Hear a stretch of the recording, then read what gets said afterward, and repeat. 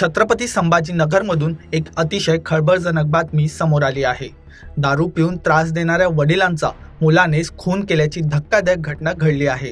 रागाच्या भरात लेकानं आपल्याच जन्मदात्या बापाची हत्या केली। मिळालेल्या माहितीनुसार दारू पिऊन घरी आलेल्या वडिलांचा मुलासोबत वाद झाला। दरम्यान हा वाद विकोपाला गेल्यानं मुलाने वडिलांना बेदम मारहाण करत त्यांचा खूनच केला। ही माहिती कुणाला कळू नये यासाठी वडिलांचा मृतदेह घरात पुरला। मात्र 10 दिवसांनी परिसरात दुर्गंधी पसरल्यानं या घटनेचं बिंब फुटलं। ही घटना पैठण तालुक्यातील कडेठाण इथं उघडकीस आली। कल्याण बापूराव काळे असं खून झालेल्या व्यक्तीचं नाव आहे। राम कल्याण काळे असं आरोपी मुलाचं नाव आहे। या प्रकरणी पोलिसांनी आरोपी मुलाला बेड्या ठोकल्या असून पुढील तपास सुरू केलाय। मात्र या घटनेनं परिसरात एकच खळबळ उडाली आहे। पाचोड पोलीस ठाणे हद्दीतील कडेठाण देवीच्या या गावामध्ये इसम नामे कल्याण बापूराव काळे हे गेल्या 8 ते 10 दिवसांपासून गावात उपस्थित नव्हते, ते गायब होते।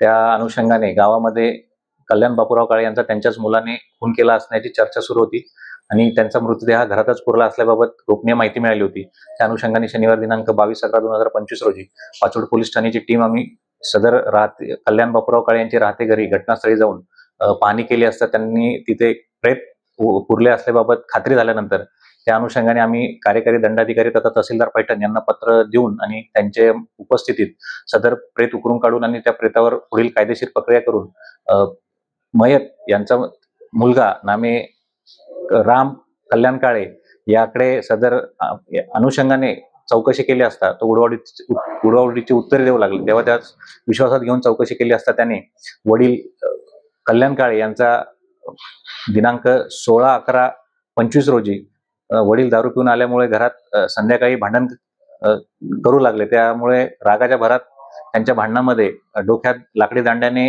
मारल्यामुळे मृत्यू झाला आणि मग भीतीपोटी त्यांनी त्यांच्या राहत्या घराच्या बाजूलाच असले मातीच्या ढाब्याच्या घरामध्ये त्यांचा मृतदेह पुरला असल्याबाबत त्यांनी सांगितले। त्यानंतर त्यावरून मयत यांचा दुसरा मुलगा लक्ष्मण काळे यांच्या फिर्यादीवरून कलम 103 अन्वये गुन्हा दाखल केलेला असून आरोपी नामे राम काळे यास अटक करून त्याला कोर्टापुढे हजर केली असता मान्य कोर्टाने 3 दिवसांचा PCR रिमांड दिलेला असून पुढील अधिक तपास पोलीस सब इन्स्पेक्टर राम बारात हे करीत आहेत। सदर घटना घडली त्यावेळेस मयत यांची पत्नी आणि मुलगा असे तिघेही घरात होते। त्यांचे भांडणं चालू झाल्यानंतर त्यांची आई ही भांडणं बघून आणि घाबरून बाहेर जाऊन बाजूच्या शेजारच्यांकडे जाऊन थांबली होती आणि त्यांच्या भांडणामध्ये नंतर मयत मुलगा राम काळे यांनी वडिलांच्या डोक्यात दांडा मारल्यानंतर मृत्यू झाल्यानंतर घाबरून तो मृतदेह त्यांनी त्यांच्या घरात पुरून ठेवला होता। त्यानंतर सदरबाबत त्यांनी आईला सांगितले होते, पण आई ही एकटीच असल्यामुळे भीतीपोटी तिने सदरची गोष्ट कोणालाही सांगितली नाही। पण त्यानंतर जेव्हा घरातून दुर्गंधी येऊ लागल्याने आणि याचा एक माहिती मिळेल या भीतीने तिने तिच्या दीराला ही माहिती दिली आणि त्यानंतर गावात चर्चा झाल्यानंतर सदर ही खुनाची घटना उघडकीस आली आहे।